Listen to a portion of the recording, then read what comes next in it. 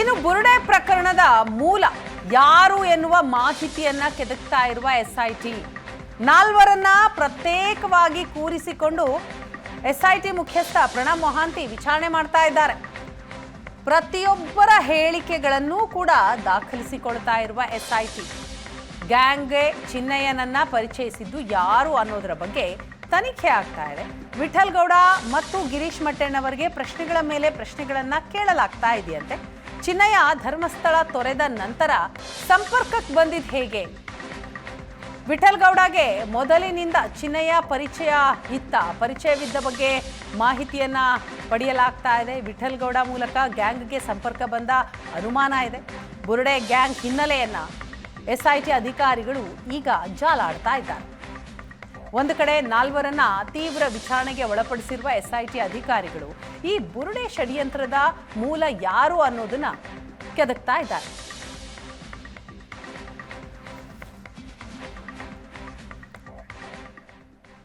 Details ಕೊಡ್ತಾರೆ ಭರತ್ ನಮ್ಮ ಜೊತೆ ಸಂಪರ್ಕದಲ್ಲಿದ್ದಾರೆ. ಭರತ್, ನಾವು ಗಮನಿಸ್ತಾ ಇದ್ದೀವಿ, ಒಂದು ಕಡೆ ಚಿನ್ನಯ್ಯಗೆ ನ್ಯಾಯಾಂಗ ಬಂಧನವ ಅಥವಾ ಕೋರ್ಟ್ ಆದೇಶ ಏನು ಅನ್ನೋದರ ಕುತೂಹಲ ಇದೆ, ನಿರೀಕ್ಷೆಗಳಿದೆ. ಮತ್ತೊಂದು ಕಡೆ ಈ ಪ್ರಕರಣಕ್ಕೆ ಸಂಬಂಧಪಟ್ಟ ಹಾಗೆ 4 ಜನರ ವಿಚಾರಣೆ ಆಗ್ತಾ ಇದೆ. ನೆನ್ನೆನೂ ಕೂಡ ವಿಚಾರಣೆ ಆಯಿತು, ಇವತ್ತು ಆ ವಿಚಾರಣೆ ಮುಂದುವರೆದಿರುವಂಥದ್ದು. ಎಲ್ಲಿವರೆಗೂ ಬಂದಿದೆ, ಏನು ಡೀಟೇಲ್ಸ್ ಸಿಗ್ತಾ ಇದೆ ಇದಕ್ಕೆ ಸಂಬಂಧಪಟ್ಟ ಹಾಗೆ? ವೀಣಾ, ಹೌದು, ಅಂದರೆ ಇದರಲ್ಲಿ ಚಿನ್ನಯ್ಯ ಆತನ ನ್ಯಾಯಾಂಗ ಅದಕ್ಕೆ ಪೊಲೀಸ್ ಕಸ್ಟಡಿ ಅವಧಿ ಬಹುತೇಕ ಮುಕ್ತಾಯ ಆಗಿದೆ.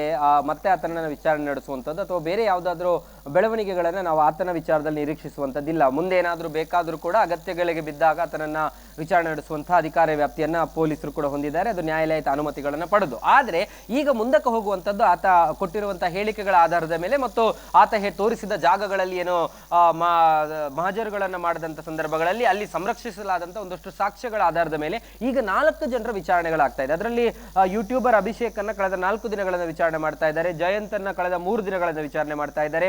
ಅದರ ಜೊತೆಗೆ ಗಿರೀಶ್ ಮಟ್ಟಣ್ಣನವರ್ ಮತ್ತು ಸೌಜನ್ಯ ಮಾವ ವಿಠಲ್ ಗೌಡರನ್ನ 2 ದಿನಗಳಿಂದ ವಿಚಾರಣೆ ಮಾಡ್ತಾ ಇದ್ದಾರೆ. ಹಾಗಾಗಿ ಈ 4 ಜನ ಕೂಡ ಈಗ ಇಡೀ ಪ್ರಕರಣದ ದಿಕ್ಕು ಬದಲಿಸಬಲ್ಲ ಮತ್ತು ಅನೇಕ ರೀತಿಯಾದಂತಹ ಪ್ರಶ್ನೆಗಳಿಗೆ ಉತ್ತರವಾಗಬಲ್ಲಂತ ತನಿಖೆಗೆ ಈಗ ಅಲ್ಲಿ ಸಾಕ್ಷಿ ಆಗ್ತಾ ಇರುವಂತದ್ದು. ಯಾಕಂದ್ರೆ ಇಡೀ ಪ್ರಕರಣದಲ್ಲಿ ಚಿನ್ನಯ್ಯ ಅಂತೂ ಆತನ ತಪ್ಪನ್ನು ಒಪ್ಕೊಂಡಿದ್ದಾನೆ. ಆದ್ರೆ ಈಗ ಇರುವಂತದ್ದು ಚಿನ್ನಯ್ಯ ಈ ರೀತಿ ಮಾಡ್ಲಿಕ್ಕೆ ಆತನ ಸ್ವಯಂಕೃತ ಅಪರಾಧವಾ ಅಥವಾ ಸ್ವಯಂಕೃತ ಅಪರಾಧ ಅಲ್ಲದೆ ಆತನ ಹಿಂದೆ ಯಾರಿದ್ದಾರೆ, ಆತನ ಹಿಂದೆ ಯಾರು ಕೆಲಸ ಮಾಡ್ತಾ ಇದ್ದಾರೆ ಮತ್ತು ಇಡೀ ಪ್ರಕರಣವನ್ನ ಷಡ್ಯಂತ್ರದ ಭಾಗವಾಗಿ ನಡೆಸಲಾಗಿದೆ ಅನ್ನುವಂಥದ್ದನ್ನ ಆತ ಒಪ್ಕೊಂಡಿದ್ದಾನೆ. ಅದನ್ನ ಆತನ ಹೇಳಿಕೆಯ ಆಧಾರದಲ್ಲಿ ಅದನ್ನ ಸಾಕ್ಷೀಕರಿಸುವ ಮತ್ತು ಅದನ್ನು ಪುಷ್ಟೀಕರಿಸುವಂತಹ ಒಂದಷ್ಟು ನೋಟ್ಗಳು ಬೇಕಾಗುತ್ತೆ. ಅದಕ್ಕೆ ಸಂಬಂಧಪಟ್ಟಂತೆ ಆತನ ವಿಚಾರಣೆಯನ್ನ ಬಹಳ ಸುದೀರ್ಘ ಅವಧಿಯಲ್ಲಿ ನಡೆಸಲಾಗ್ತಾ ಇದೆ. ಕೇವಲ 4 ಜನರ ವಿಚಾರಣೆಗೂ ಕೂಡ ಬಹಳ ಗಂಭೀರತೆಯನ್ನು ಪಡ್ಕೊಳ್ತಾ ಇದೆ.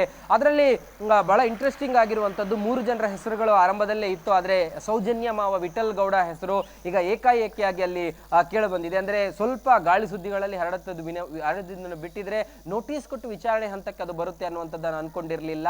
ಯಾಕಂದ್ರೆ ಇಲ್ಲಿ ಈಗ ಚರ್ಚೆ ಆಗ್ತಾ ಇರುವಂತದ್ದು ಈ ಒಂದು ಚಿನ್ನಯ್ಯನನ್ನ ಆರಂಭದಲ್ಲಿ ಗುರುಡೆ ಗ್ಯಾಂಗ್ಗೆ ಪರಿಚಯ ಮಾಡಿದ್ದು ಯಾರು, ಯಾಕೆ ಈ ವಿಠಲ್ ಗೌಡ ಅವರ ಮೇಲೆ ಅನುಮಾನಗಳು ಎಸ್ಐಟಿಗೆ ಬಂದಿದೆ ಅಂದ್ರೆ ಸುಮಾರು ವರ್ಷಗಳ ಹಿಂದೆ ಅಂದ್ರೆ ನೇತ್ರಾವತಿ ಸ್ನಾನಘಟ್ಟದ ಪಕ್ಕದಲ್ಲಿದ್ದಂತ ಒಂದು ಹೋಟೆಲ್ ನಲ್ಲಿ ಸುಮಾರು ವರ್ಷಗಳಿಂದ ಈ ಒಂದು ವಿಠಲ್ ಗೌಡ ಏನಿದ್ದಾರೆ ಅವರೊಂದು ಹೋಟೆಲ್ ನಡೆಸ್ತಾ ಇದ್ರು ನೇತ್ರಾವತಿ ಸ್ನಾನಘಟ್ಟದ ಪಕ್ಕದಲ್ಲಿ. ಆ ಸಂದರ್ಭದಲ್ಲಿ ಇಲ್ಲಿ ಸ್ವಚ್ಛತಾ ಕಾರ್ಮಿಕನಾಗಿ 95ರಿಂದ 2014ರವರೆಗಿನ ಸುದೀರ್ಘ ಅವಧಿಯಲ್ಲಿ ಸ್ವಚ್ಛತಾ ಕಾರ್ಮಿಕನಾಗಿದ್ದಂತಹ ಚಿನ್ನಯ್ಯನಿಗೆ ವಿಠಲ್ ಗೌಡರ ಜೊತೆಗೆ ಬಹಳ ನಿಕಟವಾದ ಸಂಪರ್ಕ ಇತ್ತು ಮತ್ತು ಅವರಿಗೆ ಪರಿಚಿತರು.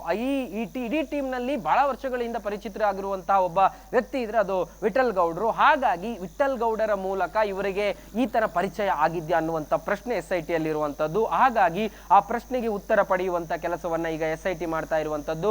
ಅದರ ಜೊತೆಗೆ ಮಟ್ಟಣ್ಣನವರ ಮೇಲೂ ಕೂಡ ಅಂಥದ್ದೇ ಅನುಮಾನಗಳಿರುವಂತದ್ದು. ಅಂದ್ರೆ ಮಟ್ಟಣ್ಣನವರೇ ತಮಿಳುನಾಡಿಗೆ ಹೋಗಿದ್ರು, ತಮಿಳುನಾಡಿನಿಂದ ಆತನ ಕರ್ಕೊಂಡು ಬಂದ್ರು, ಬೇರೆ ಬೇರೆ ರೀತಿಯಾದಂತಹ ಚರ್ಚೆಗಳಾಗ್ತಾ ಇದೆ.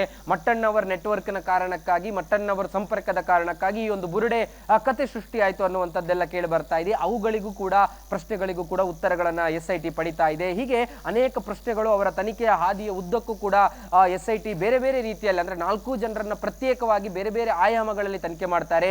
ಅವರ ಉತ್ತರಗಳಲ್ಲಿ ಕೆಲವೊಂದು ಸಂದರ್ಭಗಳಲ್ಲಿ ವೈರುಧ್ಯತೆಗಳು ಕಂಡು ಬರಬಹುದು.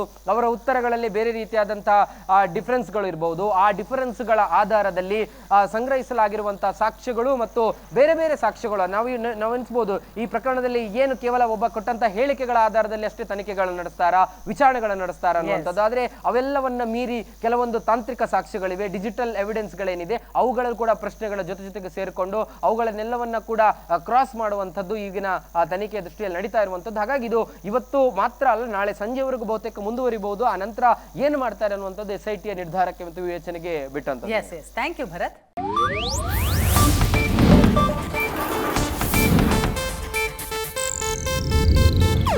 ಇದು ಏಷ್ಯಾನೆಟ್ ನ್ಯೂಸ್ ನೆಟ್ವರ್ಕ್ ಪ್ರಸ್ತುತಿ.